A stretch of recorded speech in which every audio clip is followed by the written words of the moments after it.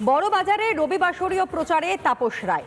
মীনাদেবী পুরোহিতকে নিয়ে জনসংযোগ সারেন তাপস। তীব্র দাবদাহ উপেক্ষা করেই প্রচার সারেন কলকাতা উত্তরের বিজেপি প্রার্থী তাপস রায়। প্রথম দফার ভোট হয়ে গিয়েছে। রবিবাসরীয় প্রচার সারছেন উত্তর কলকাতার বিজেপি প্রার্থী তাপস রায়, আর তার সঙ্গে উপস্থিত রয়েছেন মীনাদেবী পুরোহিত।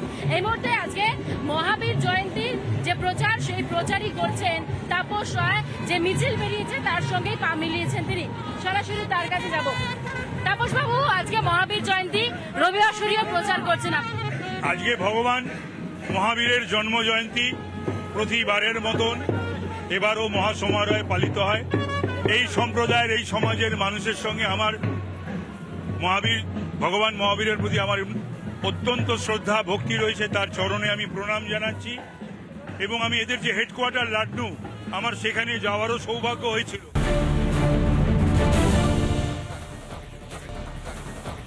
দ্বিতীয় দফা নির্বাচন হতে চলেছে বালুরঘাট। অত্যন্ত হাই ভোল্টেজ একটি কেন্দ্র, যেই কেন্দ্র থেকে প্রতিদ্বন্দ্বিতা করছেন রাজ্য বিজেপির সভাপতি সুকান্ত মজুমদার। বিজেপির প্রার্থী হয়ে তিনি আরও একবার 2019-এর পর 2024-এ ফের একবার প্রতিদ্বন্দ্বিতা করছেন এবং এই মুহূর্তে সেই ছবিটাই আপনাদের সামনে তুলে ধরছি। বালুরঘাটে যেখানে ভোট প্রচারে সুকান্ত মজুমদার হুচখোলা গাড়িতেই প্রচার সারছেন বিজেপি প্রার্থী। এক্সক্লুসিভ সেই ছবি দেখতে পাচ্ছেন, যেখানে সুকান্ত মজুমদার তিনি নির্বাচনী প্রচার সারছেন এবং গতদিনেও দেখিয়েছি সুকান্ত মজুমদারের সমর্থনে মূলত রোড শো করেছেন মিঠুন চক্রবর্তী এবং একই সঙ্গে বিজেপি নেতা রুদ্রনীল ঘোষ। আর ঠিক তার পাশাপাশি যে ছবিটা আজ আপনাদেরকে দেখাচ্ছি, যেখানে একদিকে বালুরঘাটে সেখানে হুচখোলা গাড়িতে করে ভোট প্রচারে সুকান্ত মজুমদার, ঠিক তার পাশাপাশি দার্জিলিংয়ে যেখানে শাহের অপেক্ষা করছেন দার্জিলিংয়ের বাসিন্দারা। গোর্খা স্টেডিয়ামে কিছুক্ষণের মধ্যেই অমিত শাহ তিনি উপস্থিত থাকবেন এবং মূলত দার্জিলিং কেন্দ্র থেকে বিজেপির প্রার্থী রাজু বিস্তার সমর্থনেই আজ নির্বাচনী জনসভা রয়েছে অমিত শাহ। ঠিক তার পাশাপাশি দেখতে পাচ্ছেন দ্বিতীয় দফার নির্বাচনের ঠিক আগের মুহূর্তে জোরদার প্রচার চলছে। বালুরঘাট অন্যতম একটি হাই ভোল্টেজ কেন্দ্র এবং সেখান থেকে প্রতিদ্বন্দ্বিতা করছেন ফের একবার বিজেপির টিকিটেই সুকান্ত মজুমদার।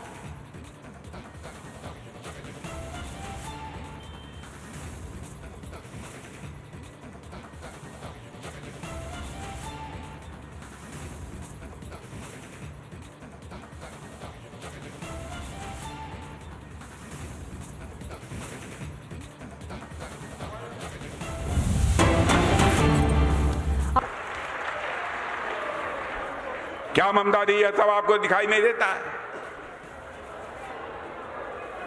और आप केवल चाहे जैसे भी हो, गुंडे, बदमाश, शरारती, इन सब सारे लोगों को प्रश्रय देकर आप केवल सत्ता हासिल करना चाहती हैं।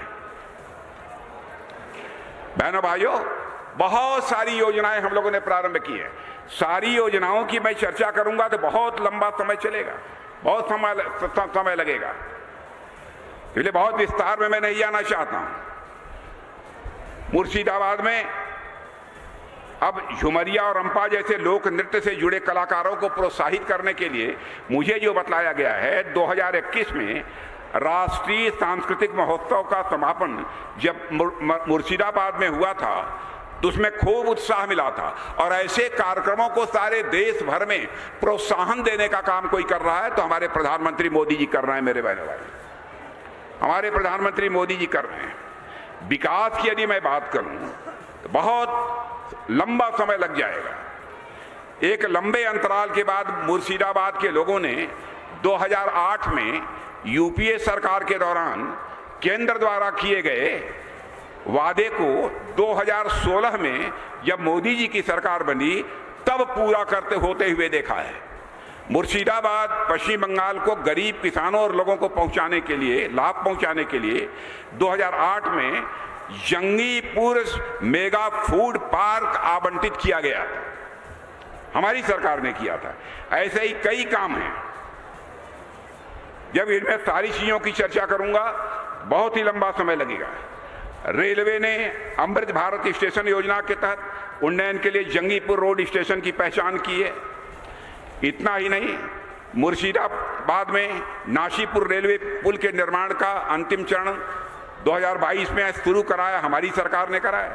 राष्ट्रीय राजमार्ग 34 बरुआ मोड़ बेलडांगा शहर से होकर गुजरता है। केंद्र सरकार ने सबकी यहां चिंता की, बीड़ी बनाने वाले जो हमारे श्रमिक हैं उनकी भी उन्होंने चिंता की है। बीड़ी श्रमिकों और उनके परिवारों के लिए श्रमिक कल्याण योजना चला रही है हमारी सरकार। और देश में लगभग 50 लाख बीड़ी श्रमिक हैं, जिनमें से 18-19 लाख बीड़ी श्रमिक कहीं के हैं तो हमारे पश्चिमी बंगाल के हैं।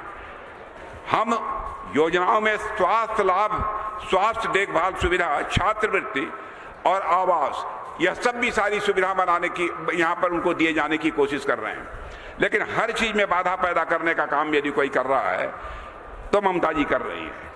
इसलिए मैं आज आप सबसे अपील करने आया हूं मेरे बहनों भाइयों कि ममता जी की अब यहां से छुट्टी करिए। और अब तो बड़े बड़े राजनीतिक पर्यवेक्षक और बड़ी बड़ी जो सर्वे एजेंसी हैं, अब उनका भी यह मानना है, जो मुझे जानकारी मिली है, उनका भी यह मानना है कि अब पश्चिमी बंगाल में इस बार लोकसभा के चुनाव में भारतीय जनता पार्टी 30 से अधिक सीटों पर विजय प्राप्त करने जा रही है, 30 से अधिक भी सीटों पर विजय प्राप्त करने जा रही है। और आज मैं आपको बता कर जाना चाहता हूं मेरे बहनों भाइयों, इस बार लोकसभा के चुनाव में 30 से अधिक सीटों पर भारतीय जनता पार्टी को विजय दिला दो। मैं डंके की चोट पर कहना चाहता हूं, पश्चिम बंगाल में अगली सरकार यदि किसी की होगी तो भारतीय जनता पार्टी की सरकार होगी, भारतीय जनता पार्टी की सरकार होगी। इन्हीं शब्दों के साथ मैं आप सबको धन्यवाद देते हुए और हमारे कैंडिडेट ये गौरी शंकर घोष, देखिए ये एमएलए हैं। आपने देखा होगा गौरी शंकर घोष जब बोल रहे थे कितना अच्छा बोल रहे थे, बहुत ही डायनेमिक कैंडिडेट हैं। भारतीय जनता पार्टी ने सोच समझकर, नाप तौल कर तब गौरी शंकर घोष को चुनाव के मैदान में उतारा है।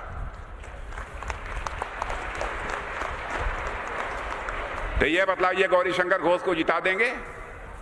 जिता देंगे? जिता देंगे तो एक बार हाथ उठाकर ताली सब लोग बजाइए तो मैं मान लूं जिता देंगे। सब लोग हाथ ऊपर करके ताली बजाइए, हाथ ऊपर करके, वाह। और हमारे विधानसभा के कैंडिडेट भास्कर सरकार, आपने देखा भास्कर सरकार को?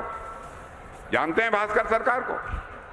तो भास्कर सरकार को भी इस बार विधानसभा के चुनाव में भारी मतों से जिता दीजिए। संदेश चला जाएगा, अगली जो पश्चिम बंगाल सभा की विधानसभा आएगी उसमें बहुमत यदि किसी का होगा तो भारतीय जनता पार्टी का बहुमत होगा मेरे बहनों। तो इसलिए आज इससे ज्यादा कुछ न कहते हुए मैं आप सभी को धन्यवाद देते हुए अपनी बात समाप्त करता हूं। और अंतिम बात मैं कहूंगा, यदि आपने गौरी शंकर घोष और हमारे विधायक इन दोनों को आपने चुनाव जिता दिया, ये पक्का मानिए मैं दूसरी बार मैं फिर से आप सबके बीच में आऊंगा। और यदि मैं दूसरी बार आपके बीच में आऊंगा, अपना स्वागत कराने के लिए नहीं आऊंगा। दूसरी बार यदि आप सबके बीच में आऊंगा तो एक बार शीश झुकाकर आप सभी का स्वागत करने के लिए आऊंगा, आप सभी का अभिनंदन करने के लिए आऊंगा। आप सब